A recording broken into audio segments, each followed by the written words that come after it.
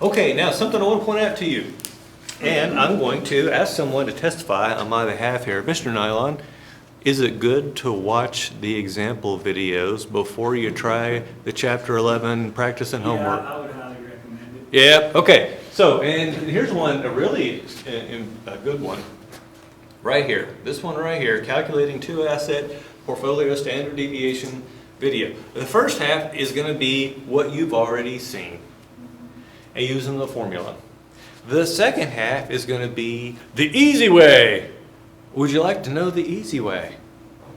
I would. Watch the video. And I'll put the easy way in a nutshell. What you do is you figure out the expected return for the portfolio in each of the states of the economy.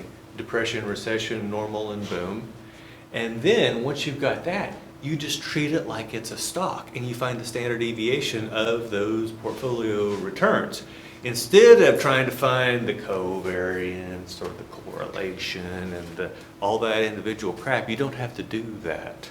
It's a whole lot easier. And it'll make your life easier on the exam. Shall I say that one more time? It'll make your life easier on the exam. So do you think it's worth watching the video?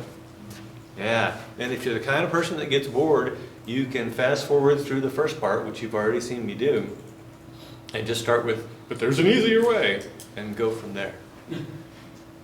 Questions? Okay, let's get after it. Last time we talked about the magic of diversification, and we said that you can get the weighted average expected return from the different things that are in your portfolio, but do you have to take on the weighted average risk of those things? She says yes. The answer is no. No. So we're going to take on that weighted average expected return. We're not losing any return, but we are managing to get rid of risk. And the answer why that can be is because these things are not moving perfectly together. As long as I add something to my portfolio that's not moving perfectly with the rest of the portfolio, I can get rid of a little more risk and I'm not losing out on weighted average expected return. So that's pretty cool. And it's a beautiful thing. So my dad and I, we talk about stocks. My dad's a smart man, but he's not an educated man. So we talk about these things, and I said, well, you need to have a diversified portfolio. And he says, I've got a diversified portfolio. And I said, how many stocks do you have? And he said, 12. And we're going to see a little later today, 12's not enough. Then when we're comparing returns and volatility, which that's what fathers and sons do, he's like, kind of amazed by what mine's doing, and he's like, well, what are you invested in? And I said, the S&P 500. And he kind of thinks of that as cheating. Well, hell, if that's cheating, call me a cheater, right? I'm taking advantage of all this diversification, and I'm dumping the risk, but I'm not dumping the reward. I love that. So I'm gonna stick with that. So speaking of the S&P 500, we have a real world example of diversification here. By the way, the S&P 500, can you guess how many stocks are in the S&P 500? 500. I'm glad you got that right. Sometimes people miss that. Okay, so there are 500 stocks in there. You can think of it as a diversified portfolio, and we're going to see that a portfolio of 500 stocks is well diversified. Okay, now I want you to notice that the S&P 500 has a standard deviation of 15.89%. Remember, standard deviation is our measure of total risk, and we're going to get into what's less than total risk here in a little bit.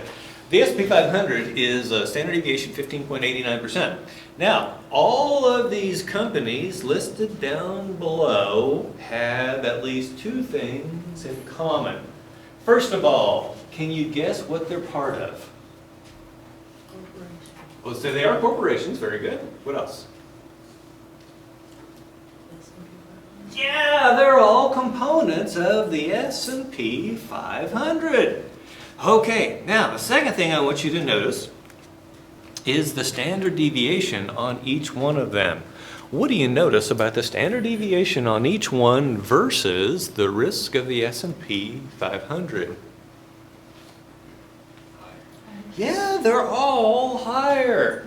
They're all higher. Now, am I guaranteeing you that every single component of the S&P 500 is riskier than the S&P 500?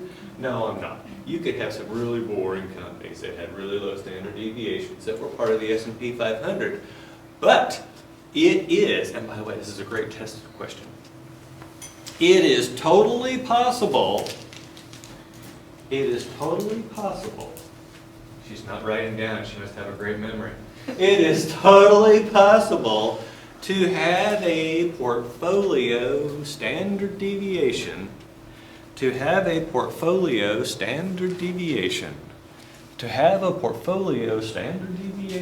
that is lower than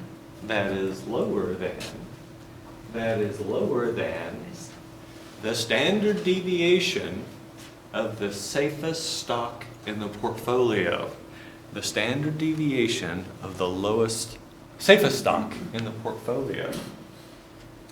It's totally possible to have a portfolio standard deviation that is lower than the standard deviation of the safest stock in the portfolio. And it all boils down to diversification. If these things are uncorrelated enough, we can dump a boatload of risk and the overall portfolio can be safer than the safest item in it. Isn't that cool? Okay. Let's skip to the next set of slides then.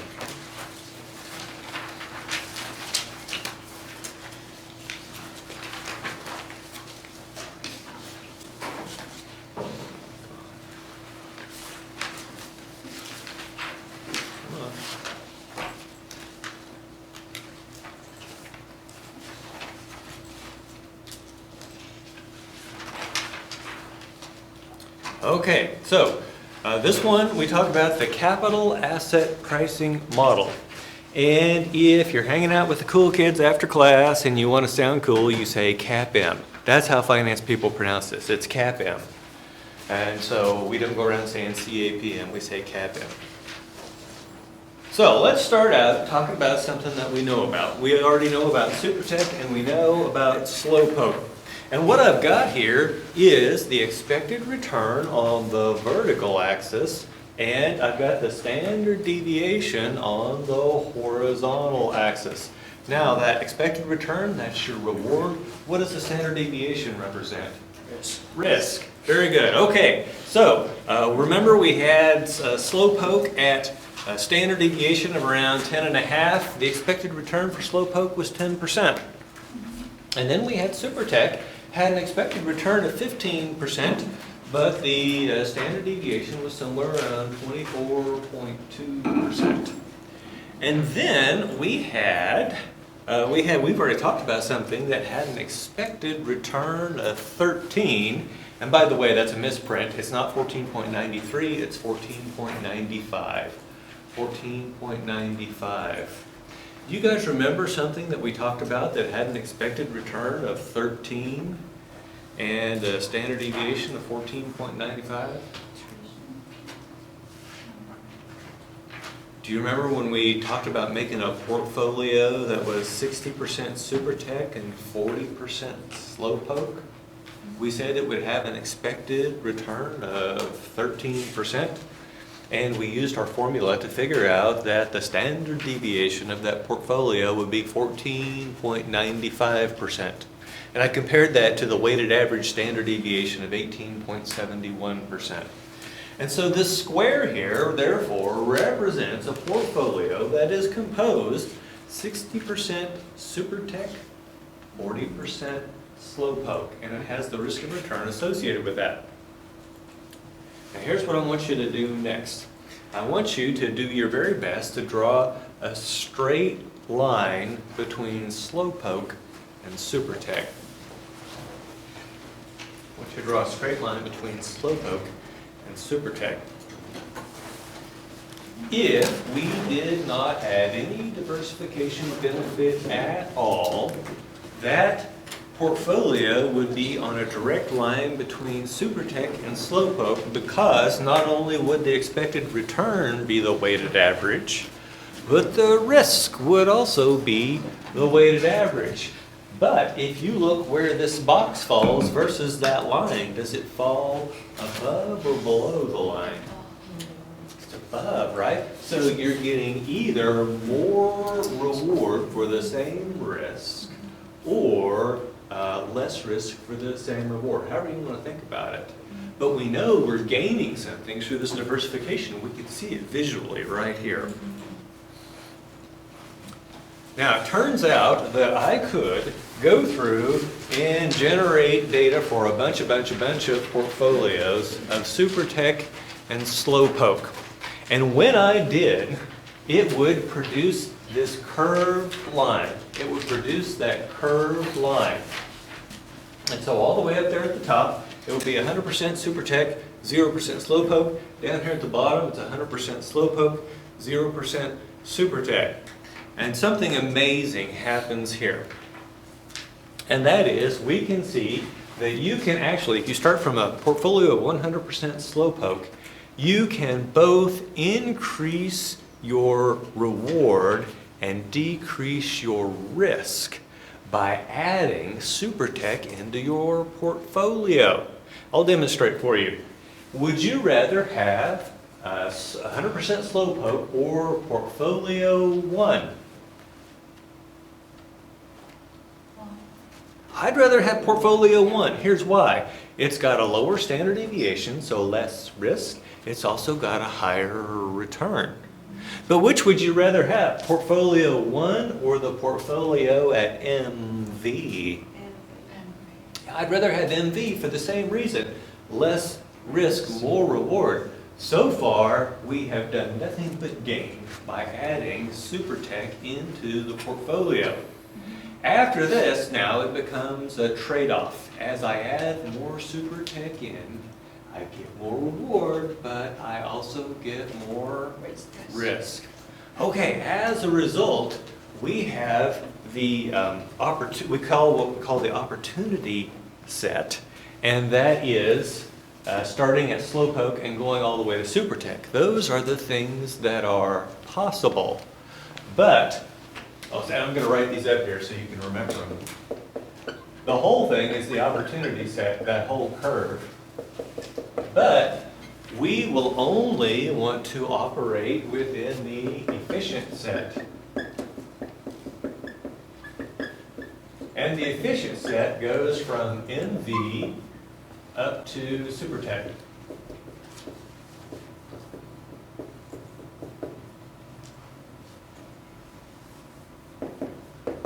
So this one goes all the way from 100% Slowpoke to 100% SuperTech.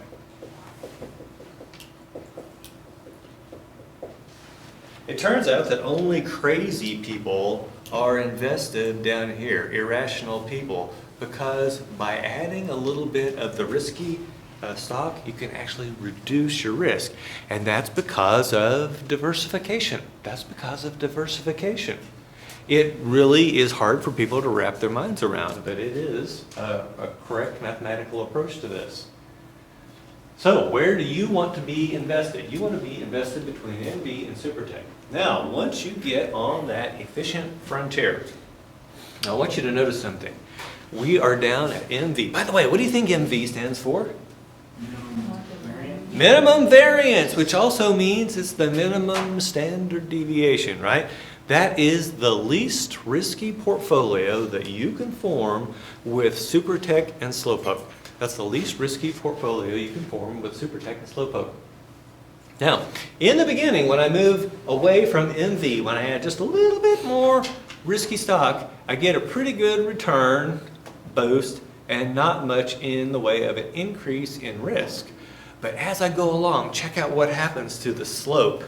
That slope gets shallower and shallower, and so I have to take on more and more risk to get each additional unit of return. Okay, now we're going to see this is not the final step, but let's talk about what pushes people in their investment decisions along this line. And the answer is something called risk aversion.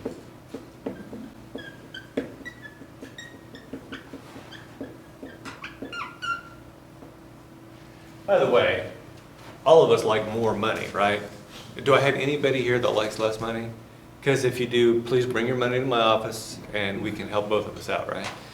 Okay, so risk aversion is what's pushing along. And so we, if in the absence of risk aversion, we'd all be making these crazy bets that have these high expected returns. But because we are risk averse, meaning we don't like risk, then we make some different decisions. There are different levels of risk aversion among humans. Different levels of risk aversion, and animals too. But let's just talk about humans since they're the ones that invest in stocks. Who do you think hates risk more? And oh, by the way, any rational person hates risk, but it's all relative, right? Who hates it more? Older people. Older people, very good. So the first dimension that we're going to talk about with the risk aversion is age. By the way, my dad is 83. I'm 52. Who do you think's more risk averse? Yeah, my dad. Now let's talk about when I was 18. My buddies, they called me up. They're like, "Hey, man, we're gonna go jump out of an airplane." You know, parachute stuff. I'm like, "Cool, sounds great." By the way, we all sounded like Shaggy from Scooby-Doo back then. And I'm like, "How much is it gonna cost?" They're like, $300. I'm like, "Forget that, man." Because I was making $3.35 an hour at the time. I'm like, phew, no way. But I thought it was a great idea. Now, 7 years later, I'm 25 years old. I have a bachelor's degree in mechanical engineering. I'm managing a $12 million a year business. I've got a great wife. I've got a mortgage. My friends call me up. They're like, "Hey, man, we're going to go try the airplane thing again. I bet you've got the money by now." What was my response? Are you nuts? Jump out of a perfectly good airplane? That's insane. What had happened in the meantime? Age, right? Age. And so I would say in that 7 years, I probably gained a good amount of wisdom. Now, would I also say that my dad's gained a good amount of wisdom in the 31 years beyond me? No, of course not. Young people never value the experience of age, right? Okay, so that's the first dimension. Now, what other difference among people might change their risk aversion? The amount of money they have. Okay.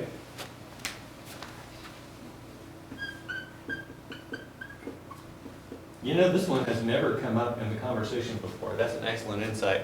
I'll give you an example. So I started out poor, and now I'm not. And now when people say, "Would you like the extended warranty?" Do you know what I say?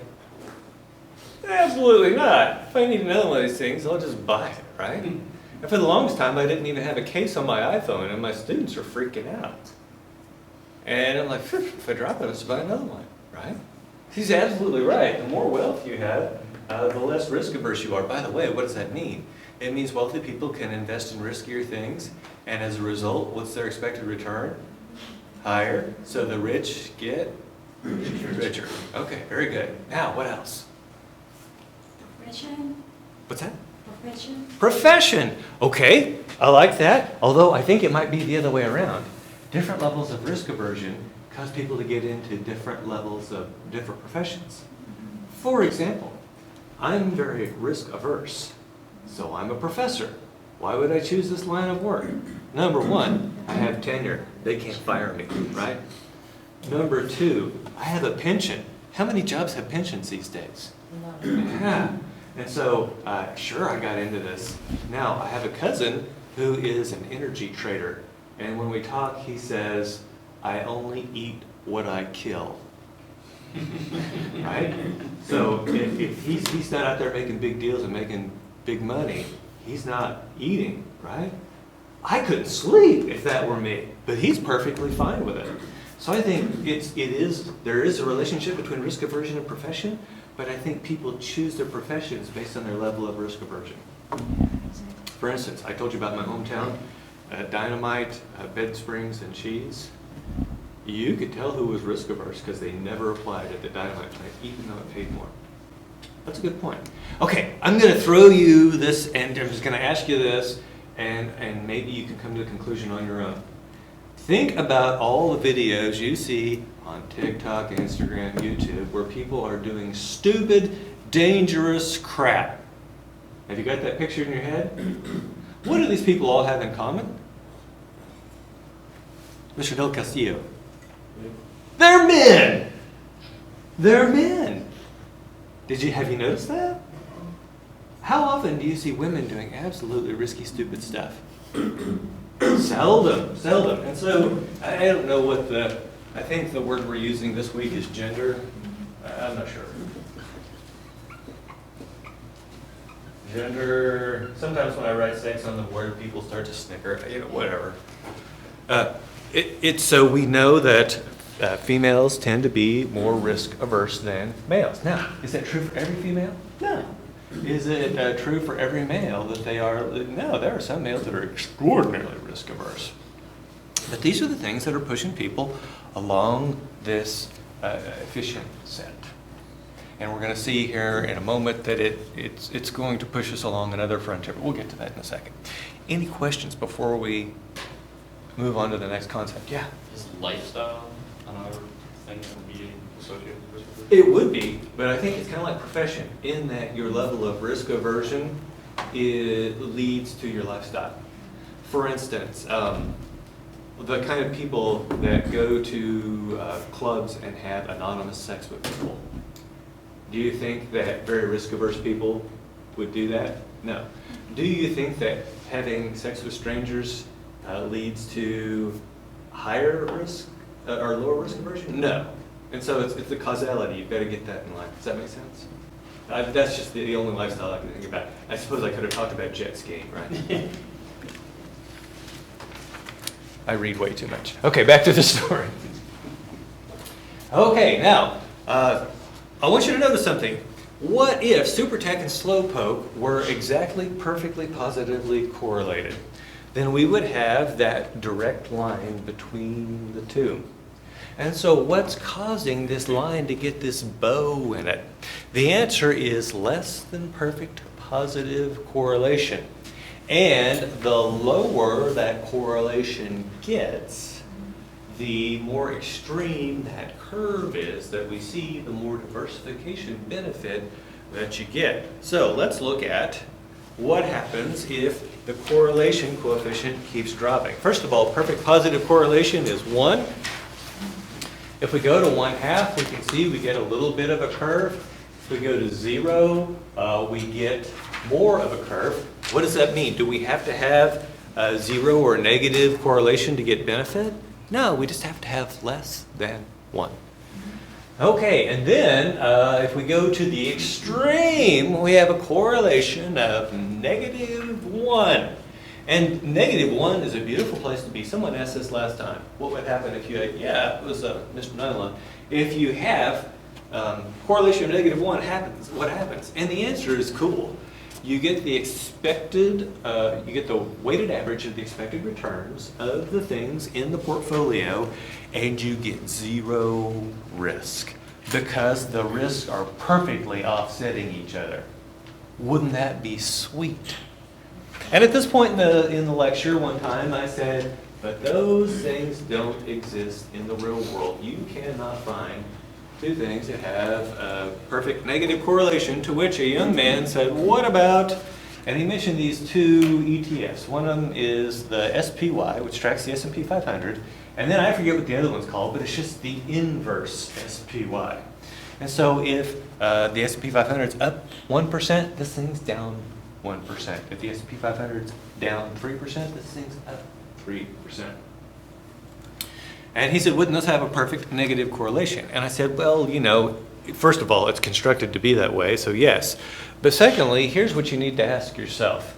What's the expected return of the S&P 500? Someone just take a guess. Whatever the guess is, I'm going to go with it as long as it's positive. 10%. 10%, very good. So if the expected return of the S&P 500 is 10%, what does that mean the expected return of the anti-S&P 500 is? Negative 10%. Okay, so let's make a portfolio that is half S&P 500, half anti-S&P 500. What is the expected return of that portfolio? 0. Way to go, right?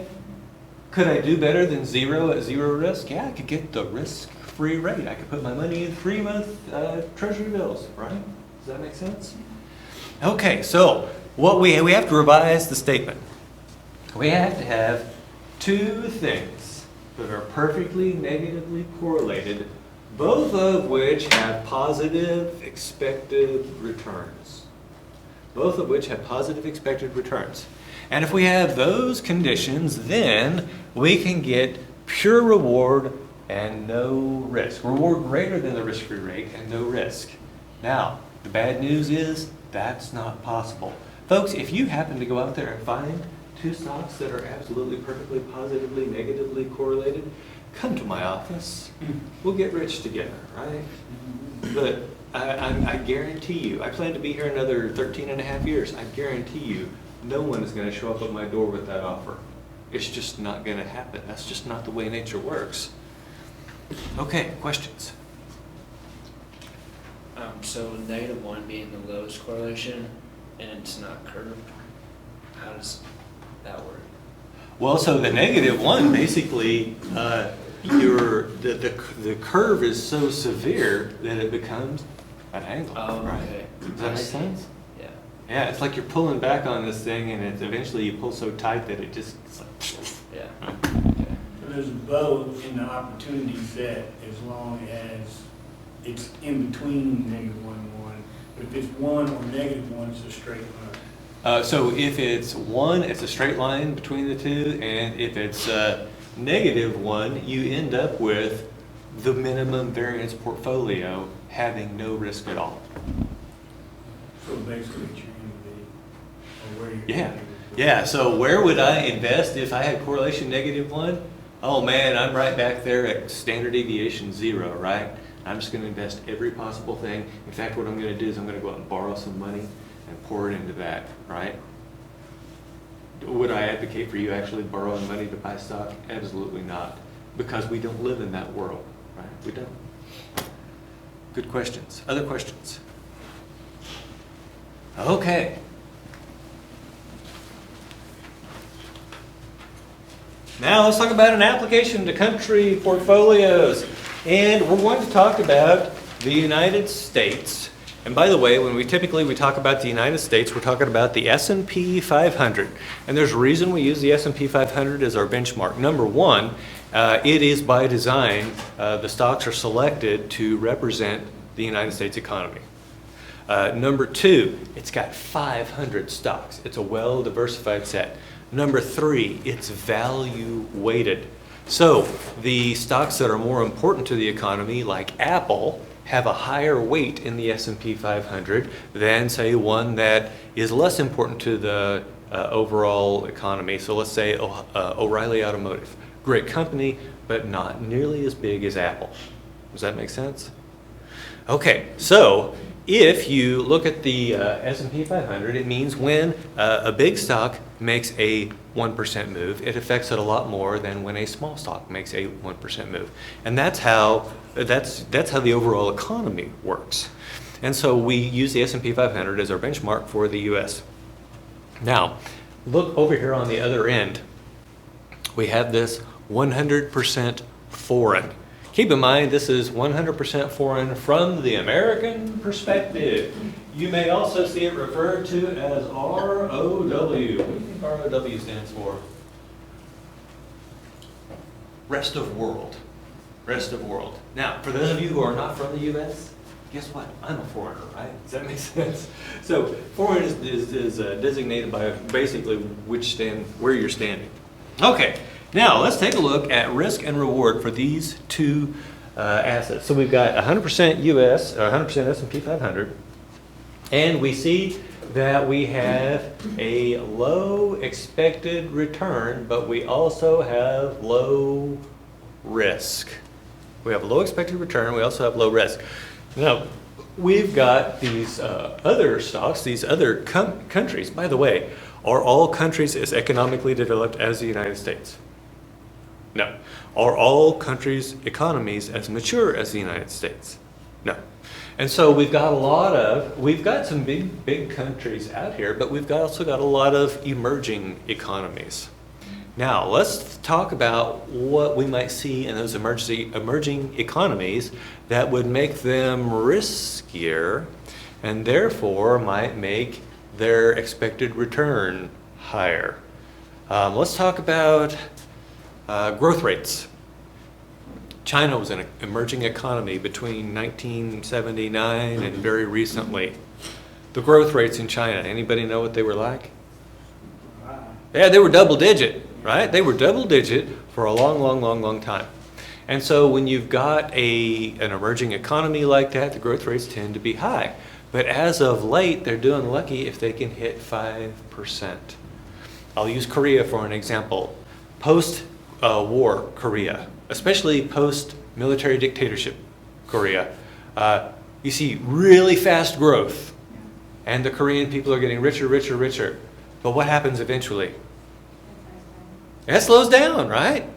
Okay, so when you've got this high growth, that's going to lead to high expected returns, but there's also a lot of risk that goes with it. So let's talk about what kinds of risks we might see in other countries. Actually, let's look at the U.S. and then we'll compare. In the U.S., our courts are not perfect. Our system is not perfect, but you have a fair chance of getting justice if you go to court. You have a fair chance of getting justice if you go to court. And so if someone does you wrong, if they fail to live up to their end of a contract, you can take them to court and get the court to try to enforce the contract. And so we have, in the United States, we have what are called good investor protections compared to some other countries. And so our laws are developed to help protect investors. Our courts are fairly good. Do you think that's necessarily true in other countries?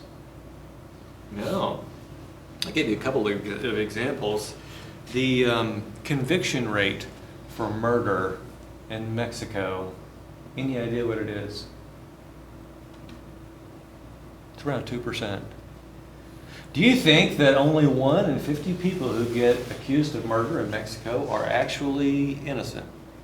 Or do you think that only 1 in 50 is guilty? No. What do you think happens? Anybody here come from a country where when the police pull you over, sometimes you can just pay them instead of getting a ticket? Yeah! So south of the border, we see a lot of that, right? In those kind of countries, do you think it would be possible to do something similar with a judge? Yeah, always. Oh, yeah! And this is shocking to Americans. This is shocking, but this is the way it works. Now, I'm a shareholder in a company in, let's say Nigeria. I'm a shareholder in a company in Nigeria, and I go to Nigeria to sue, to, promote my rights. And the judge there, by the way, the judge is a local guy, right? He probably actually knows the person that is hosing me over, right? He probably knows them. And by the way, do you think they play golf together? Yeah. Do you think the judge might need a new Rolls Royce? Perhaps, right? So all these things come together to where I'm not going to be able to get my shareholder rights well enforced, even if they have them on the books. Some countries don't even have good shareholder protection laws on the books. People who come from a country with a French civil law background, not nearly as well protected as people that come from a British common law background. Okay, so there's one of your problems. Now we also have political risk. Political risk. And here's how that works. I'm going to use Venezuela as an example. So if you roll back, once upon a time, Venezuela was one of the richest countries in the world. Did you know that? Yeah, why were they rich? Oil. They're sitting on a huge amount of oil. And when they figure out that they've got this oil, they start pumping it out of the ground, and everybody's better off. Everybody's better off. But some people only get mildly better off. Some people get absurdly rich. Now, here's what happens. What do you think happens next when these people see these people getting really rich? What happens? Jealousy. Yeah, it's a human nature, envy. We're all born with it, and it's all part of that rational self-interest of trying to feed your family, right? But it's genetically encoded into you to look at someone and say, wait a minute, how come that guy has more than I do? Now, maybe that guy worked for it, maybe he's got a rich uncle, I don't know. But here's what happens. People start to make arguments about fairness, right? And so then people say, well, wait a minute, what if the state just owned everything? And because we're all citizens, then we would all be equal, right? Everybody has the same share of everything. And so you end up with a situation where you have a revolution. And the revolution points towards this kind of Marxist idea of the state owning the resources. And so what happens is the state comes in and nationalizes your business. What does it mean to nationalize? Everything is in the control of government. Yeah. So they come in and they'll probably say, oh, here's 12 cents. We're buying your company from you. What are you going to do? We should do. Nothing you can, right? Okay, so here you've been working to build this company, these assets, and now suddenly this guy who's never done anything other than win an election shows up and takes it all away. That's political risk. Now the interesting thing is that Venezuela goes through this on like about a 20-year cycle. And so what'll happen is they'll eventually, right now they're at the bottom of this. By the way, how do you make everyone equal? Can we make everyone rich? No. No. So how do we do it?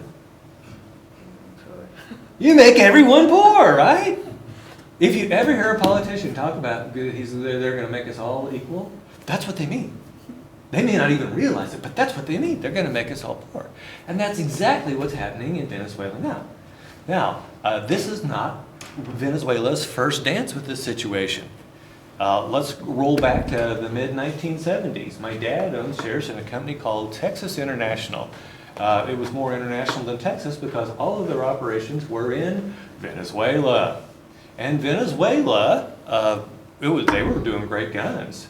But now the problem is they get this situation where they elect one of these socialist/communist governments. And what happens to all of Texas International's oil rigs? They're suddenly gone, right? They now belong to the government of Venezuela. By the way, if they wanted to sue to get their stuff back, who do they have to sue? The government of Venezuela. And whose courts is the trial going to happen in? The government of Venezuela. Do you think they have a chance at all? No, there's no chance. Now, they got over that. So then after that round, they all got poor. And they're like, wow, this sucks. Maybe we should try that private ownership thing again. And sure enough, things got better and better and better until what happens? Hey, wait a minute. That guy's got 3 cars. I only have 1. And the cycle starts all over again. Now, I was telling this story in class, and Americans have trouble believing this story. And I was so grateful because there was a girl from Argentina sitting on the back row, and she busted out laughing. And I said, what's funny? She says, in Argentina we do that, but it's every 10 years. Now, think about you as an investor. Is it riskier for you to invest in Argentina or in the United States? Very, very much in Argentina or Venezuela or any of these places that tends to swing back and forth. And so, of course, those things have to have higher expected returns. It's because they're riskier. Does that make sense? Yes.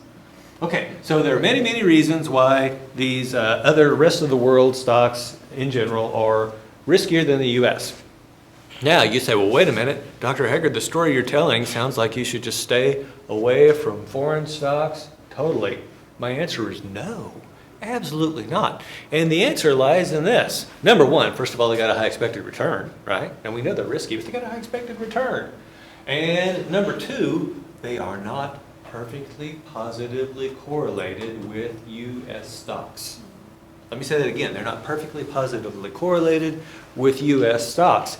As a result, by sprinkling some of these risky foreign stocks into my American stock portfolio, I can do two things. Number one, I can increase the return, but I can also reduce the risk. Does that make sense? Now, it was interesting. The first time I taught this, time I gave this lecture, I got to this slide and I realized that I was the crazy person, the idiot, the moron that I had just described, because I was invested 100% in U.S. with 0 foreign stocks. Is that efficient? No, that's not even on the efficient set, right? And so now I am 80% U.S., 20% foreign. That's the minimum variance portfolio up here in my retirement account. And every year on my birthday, it automatically, if the U.S. stocks have gotten ahead and the foreign stocks behind, it sells off some U.S. and buys some foreign to rebalance 80-20. If it works the other way around, by the way, it does the opposite thing, right? You're selling high and buying low. Every year, automatically on my birthday, it does that. And so now I am at least on the efficient set. Does that make sense? Now, here's my question to you. Do you think I've ever been able to convince my dad, who we said was smart, right? Do you think I've ever been able to convince him that it's safe to invest in foreign stocks or that it's good? Absolutely not. First of all, number one, the man doesn't hold a diversified portfolio. Number two, the only time he ever bought a stock involved in foreign stuff, what happened to him? It's just like me touching the hot stove. You think he's ever going to do that again? No. Okay. Questions? By the way, what drives people between the minimum variance portfolio and 100% foreign? Risk. Yeah, it's just risk aversion, right? Now, we can finally extend this to many assets. And I want you to know that blue field, by the way, that little batwing scallop design on the bottom, they're either lazy or they just ran out of blue ink. I don't know. But there's nothing special about those little scallops. That blue field does represent every possible portfolio of risky assets. The blue field represents every possible portfolio of risky assets. How many risky assets? All of them. Every single risky asset is represented in the blue field. Now, we can see that it is totally possible to invest in portfolios 1, 2, or 3, but would it be a good idea? No, why not? Much risk. Okay, too much risk given the Diversification. given the reward, right? Yeah. So think about this. Let's use W and R since they actually drew a line between them. Which would you prefer to have, W or R?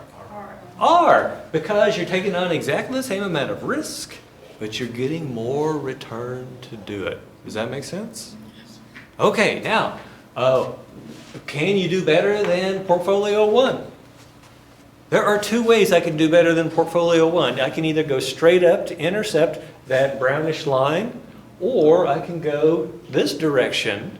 Oh, and by the way, if I do this, I get more return for the same amount of risk, or if I go this way, I get less risk for the same amount of return, right? And so those are never optimal. They're never efficient, W, 1, 2, and 3. So where is the efficient set here? It runs from MV all the way up to X. It runs from MV all the way up to X. Now, we actually have a name for this because it's no longer just a single line. It's this blue area. We call it the efficient frontier.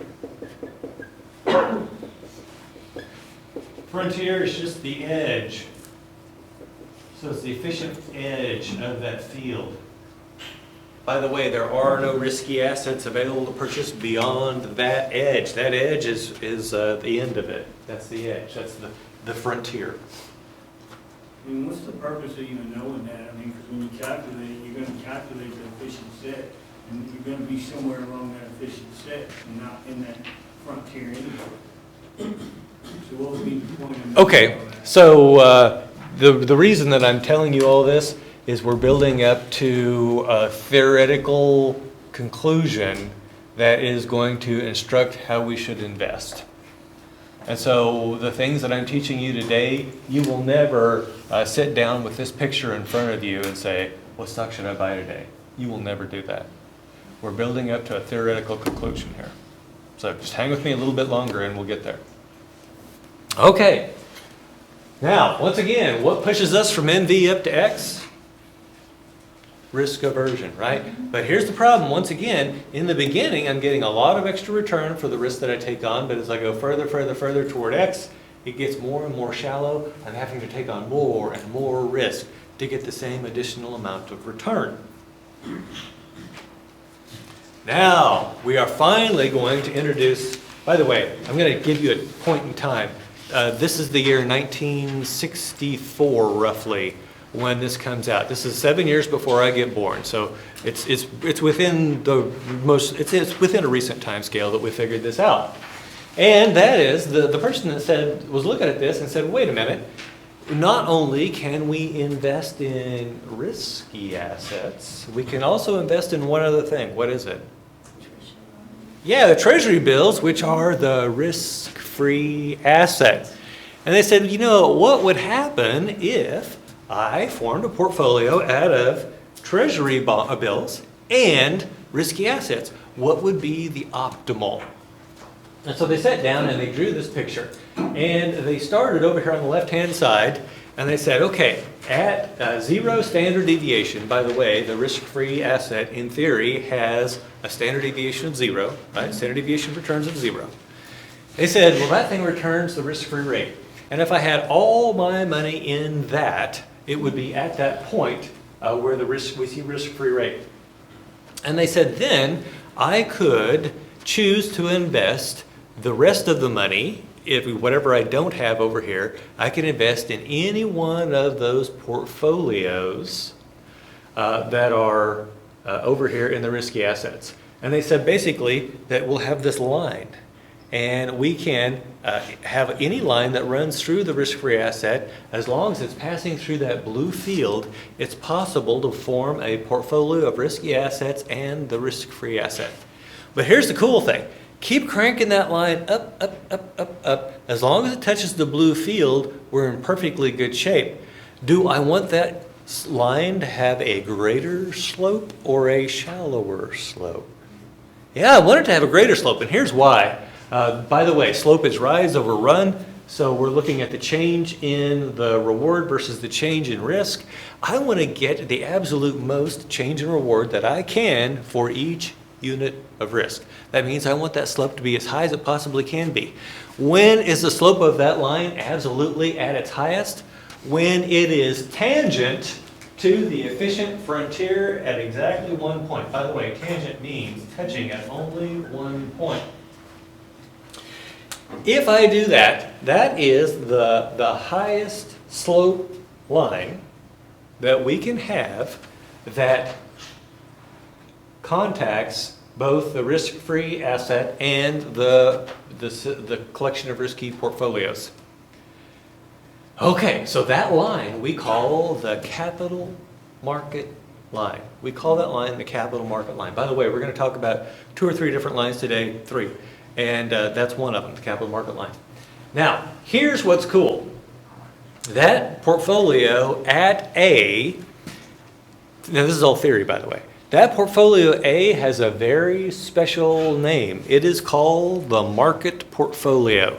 The portfolio at A has a very special name. It's called the market portfolio. And I want to tell you theoretically what is contained in that portfolio. Are you ready? This is going to be a long definition. It's every risky asset known to man. Every risky asset known to man. Every risky asset known to man. Held in proportion to, held in proportion to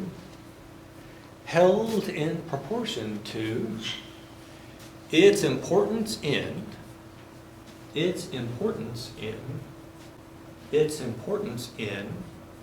the world economy.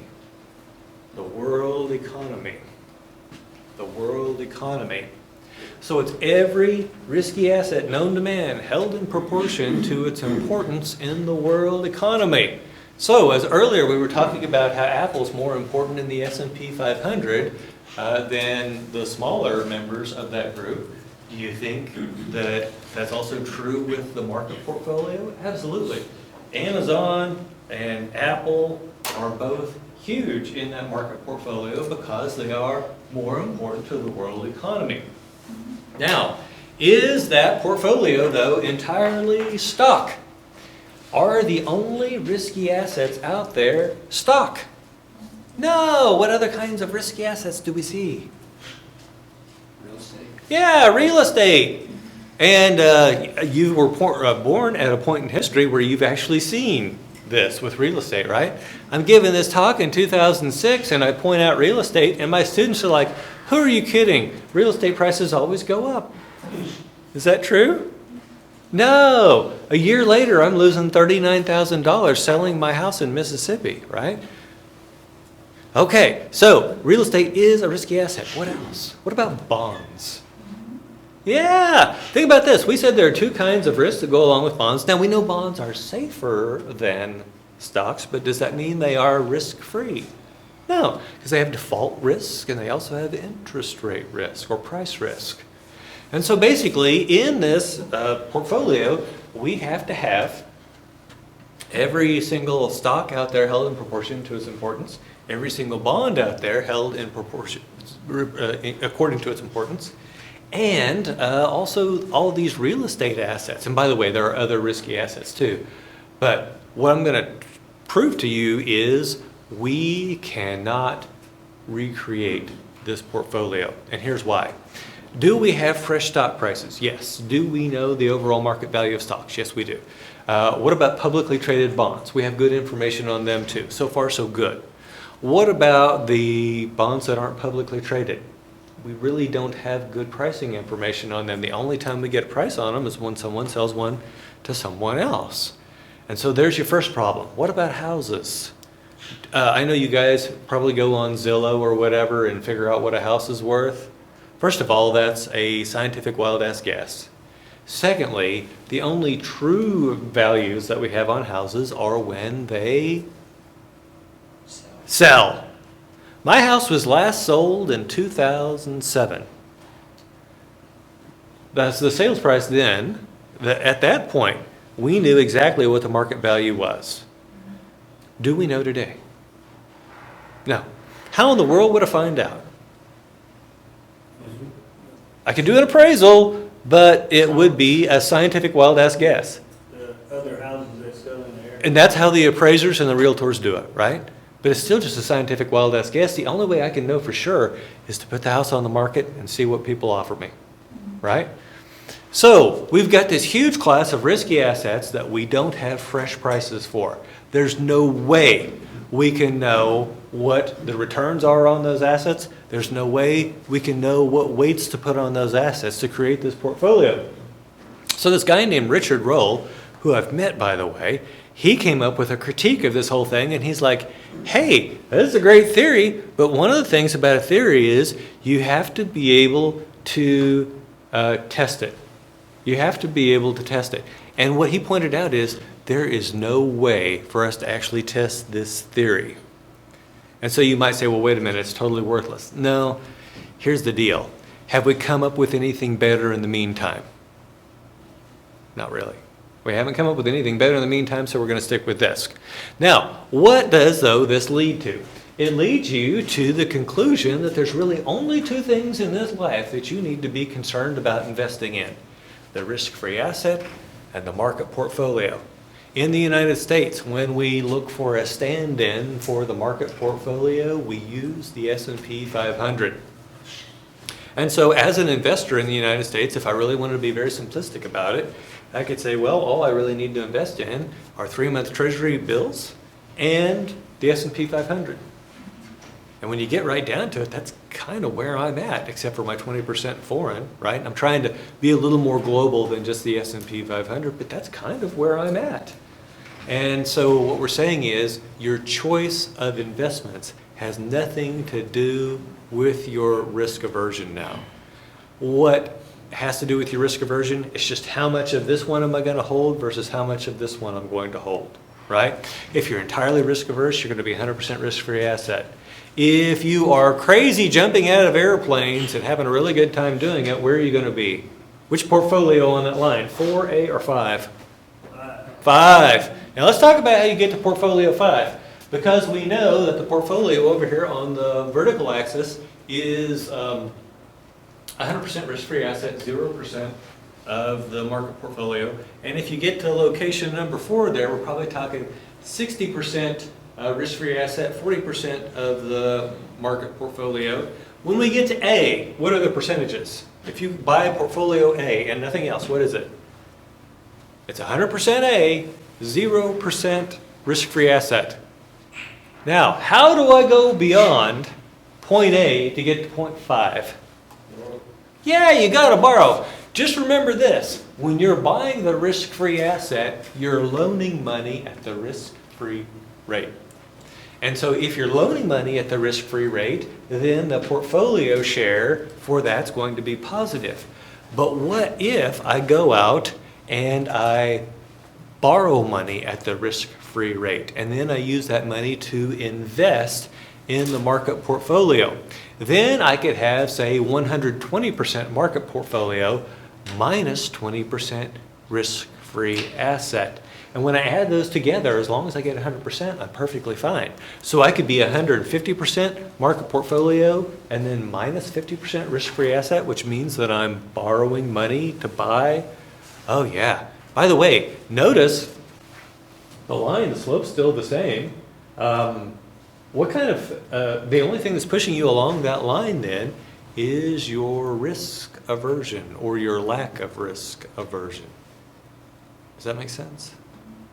Okay, so those young guys that you see on TikTok doing really stupid stuff, where are they invested at? Assuming they have money to invest.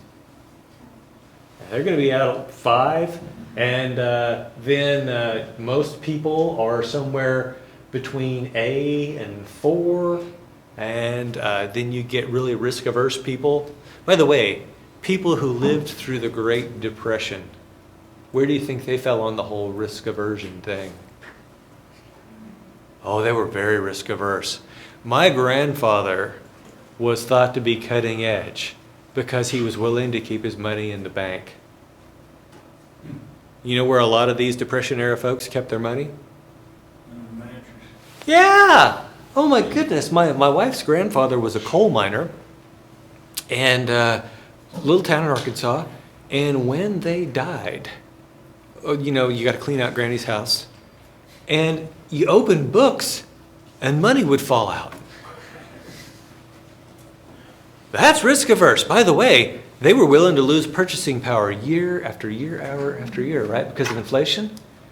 But they would rather lose purchase power than to trust the banks. By the way, what happened to a lot of the banks in the Great Depression? Yeah, they failed, right? And so now the reason my grandfather felt okay doing it was because of the FDIC. And when he was feeling especially frisky, he would buy a certificate of deposit, right? A CD locks you in for an amount of time. Oh my goodness, that's even riskier.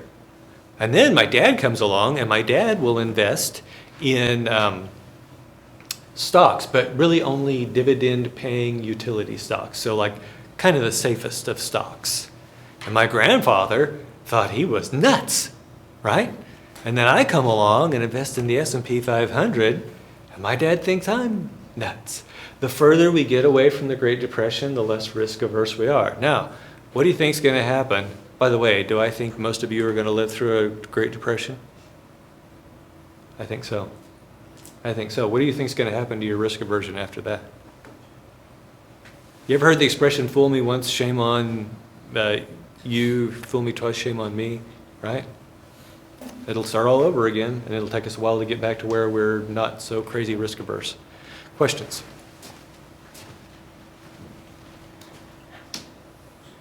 Okay, now let's talk about what causes stock prices to go up and down. The answer is news. If I have an expected return on a stock and there is no news, good or bad, then basically what happens is the stock goes up by that expected return amount every day. That's it. But sometimes we see in fact all the time we see stock prices going up and down. It's that arrival of news that causes them to do so. It's the arrival of new information about things that are going to impact the future of the firm. So for example, let's say that the arriving news is that oil prices have gone up $5. What does that do to the shares of oil companies? Goes up. What does it do to the shares of airlines? Goes down. Why? They're causing increases. Yeah, one of their big costs is jet fuel, right? And if oil prices go up, jet fuel prices go up. And so we can see that the arrival of this news is going to push some stocks up, some stocks down. Yes? Why would this increase the fare? Like what? Why would it just increase the fare you pay? fair. The fair. I mean, for the airlines. So, If they oh, look at expect- the fares? Yeah. Okay, so now this is going to get some pretty complex microeconomics, but here's the idea. Can I always pass along all my fare increases? Can I pass along all my expenses to the customers? If I have a monopoly, I can. In your country, it's that way, right? And let me guess, the government owns the airline? Yeah, of course. Okay, so, but here in the United States, we've got Delta, American, United. Those are the big three, right? Oil prices go up. What if Delta and American pass that along to their consumers, but United does not? What happens? Everybody flies on United, right? And so, yeah, oh, it sucks. And so that's, you've got to be careful with this. In fact, what happens is you can watch these airlines. It's kind of fun. And one of them will stick their toe in the water at raising fares. And then what are they watching? They're watching the other two to see what they'll do. And if the other two jump up there with them, then they all breathe a sigh of relief. But can they do it immediately? No. No. I thought they would have like some kind of union. Oh, you're talking about collusion. Yeah, that's illegal. That's against the law. Oh, yeah, Yeah, that's against the law. Oh, you can go to prison for that one. I don't recommend prison. Oh yeah, it's not as easy. Hey folks, if it were as easy as it sounds, everyone would be running an airline, right? And by the way, do a lot of people try to run airlines and absolutely fail at it? yeah. Oh yeah. It's one of the favorite things for people, especially people with huge egos, to fail at. Okay, now the next thing you need to know is what portion of the news is actually impacting this. You might say, well, all of it. But it turns out there is an expected portion of news and an unexpected portion of news. And you say, well, wait a minute. Isn't all news unexpected? Like a terrorist attack. That would be unexpected news, except for, of course, for the terrorists. But there are some pieces of news that have both an expected portion and an unexpected portion. For instance, the earnings announcements of firms. What if the firm is widely expected, and analysts have said, we think they're going to give $1 per share earnings this quarter. And then they come out and they announce earnings of $1.04. How much of that earnings was expected? $1. How much was unexpected? 4 cents. Positive 4 cents. What does that do to the stock price? Right? Positive unexpected news drives stock prices up. Now let's run it the other way. What if we're expecting $1 and they announce 96 cents in earnings? Now they've got $1 of expected earnings and the unexpected earnings are how much? Negative 0.04. What happens to the stock price? Goes down. Does that make sense? Okay, so it's only the unexpected portion of news that drives stock prices. Now, the unexpected portions should sum to zero. And here's why. What if we continually had positive surprises, we would eventually change our expectation, right? If we always had positive surprises, we would eventually change our expectation, and now we would be back to half the surprises are good and half the surprises are bad. Now, I say that, but here's what's really fun. Did you know that about 65% of the time, American companies beat the earnings estimates? And it's been that way for a long, long time. What does that mean that equity analysts should do with their expectations? They should adjust them upward. But apparently they haven't, because if they were at the right place, what would we be seeing? Half of the surprises are good, half the surprises are bad. We don't see that. We only see that about 35% of the surprises are bad. That's not quite right. Okay, so that's news of stock prices.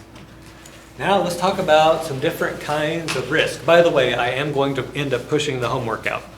So, systematic risk. These are risks that affect a large number of assets, also called market risks. And then we have unsystematic risks. And they're ones that affect just a single or a few. And by the way, we have different names for these.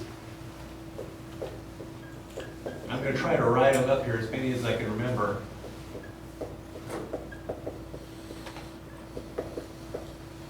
Okay, systematic, you may also hear called market risk. For unsystematic, firm specific. Or asset specific. Or if you really want to sound smart, you can talk about idiosyncratic risk. Oh my goodness, there's your 50-cent word for today, idiosyncratic. If I say you have an idiosyncratic sense of style, it means you don't dress like anybody else, right? So it's particular to you. That's what idiosyncratic means. So these things are all just, they're one or a few are affected. And this is all or almost all.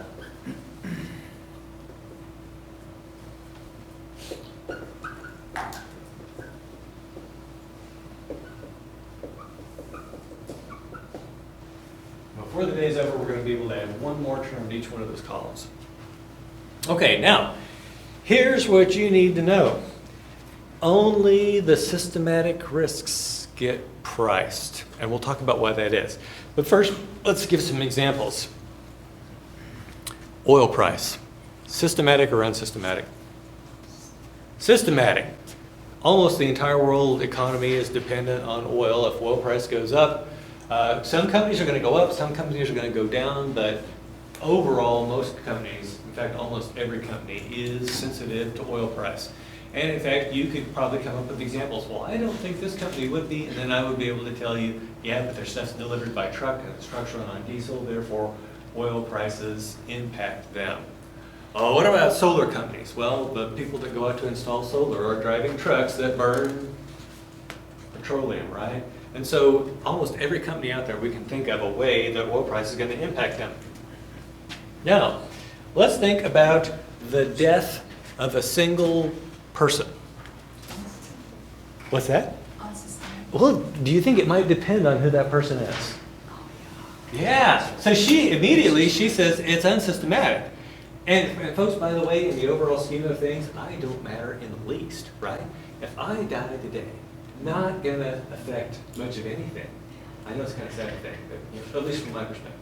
Okay, now, what if I were the head of the Federal Reserve? Yeah, it's kind of a big deal. Yeah, it's kind of a big deal, right? And so the death of a person, it depends on the person. What if, oh my goodness, and God forbid, what happens if the President of the United States dies today? That's never good, by the way. And it doesn't matter whether you like the President or not, it's just the injection of uncertainty isn't good. And then when you look at who will step in to take their place, then that's some additional uncertainty, right? Oh my goodness, so that's not going to be good.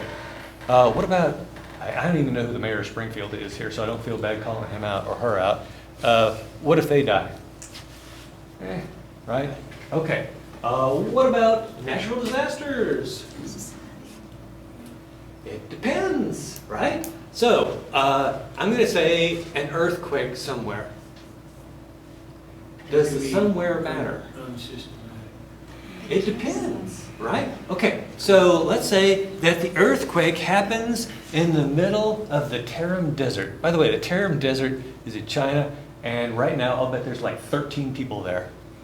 And the only reason I know about it is we used to go out there and drill holes when I was with Halliburton, and that oil's gone. So I don't even think there are oil people out there anymore, right? If there was an earthquake in the middle of the Tarim Desert, I doubt anyone would even know. Now, let's talk about a country called Chile. Do you guys know about Chile? Am I pronouncing Chile correctly? Okay, Chile. Chile is a long, thin country along South America. What if we had an earthquake there? You say, well, Chile is pretty small. Not a lot of people. Should it matter? It does, and here's why. It's actually a systematic risk. Chile exports 35% of the world's copper ore. If you like your iPhones, you like copper. If you like your TI BA2 Plus, you like copper, right? Copper's the best, cheapest conductor that we have, right? And so if 35% of the world supply of copper suddenly boop, goes away, do you think that's going to impact the world economy? Absolutely. Okay, so we could see that similar incidents could either be a systematic risk or an unsystematic risk depending on when they occur. So let's roll into the future. 200 years from now, when we have clean fusion energy and oil prices go up, systematic or unsystematic? Unsystematic. If we manage to get rid of our dependence on petro, then why would anyone care? Does that make sense? Okay, now let's talk about why only the systematic portion gets included in the price. If you remember, at the end of chapter 4, one of the things that I point out is that the price or value of anything is the present value of the expected future cash flows discounted at a rate appropriate to the risk. So here we go. The price is equal to the present value, and that's, let's say that there's just one big cash flow out there in the future. Now, I am a well-diversified investor. Because I am well-diversified, by the way, I can get rid of all the unsystematic risk. I can get rid of all of it. That's what we're getting rid of when we diversify, is that unsystematic risk. As a well-diversified investor, I only have to get return to cover the systematic risks. And so my R is smaller. And when you divide by 1 plus a smaller R, you get a bigger present value. So I'm willing to pay more for the same asset than Ms. Armbruster. Ms. Armbruster, how many stocks do you own? Oh, 1, okay. So she is terribly undiversified, right? For that one stock that she owns, she is bearing both systematic and unsystematic risk. And so her R is going to be higher than mine. She's not going to be willing to pay as much for that asset. So in an auction, I am always going to be the one to set the price. By the way, the stock market works a whole lot like an auction, right? People bid the prices up and down based on what they're willing to pay. I'm willing to pay more, price goes up. Now, does that mean Ms. Armbruster cannot buy that? No, she can buy it, but she's not being rewarded for all the risk that she's taking because there's that unsystematic portion that she has to bear, but I don't, because I have a diversified portfolio. And that leads us to our last name here. Systematic is undiversifiable. We can't get rid of it. Unsystematic risk, however, we say is diversifiable. We can get rid of it through diversification. And next time I will show you examples of how the diversification of your portfolio impacts the risk of your portfolio. Any questions?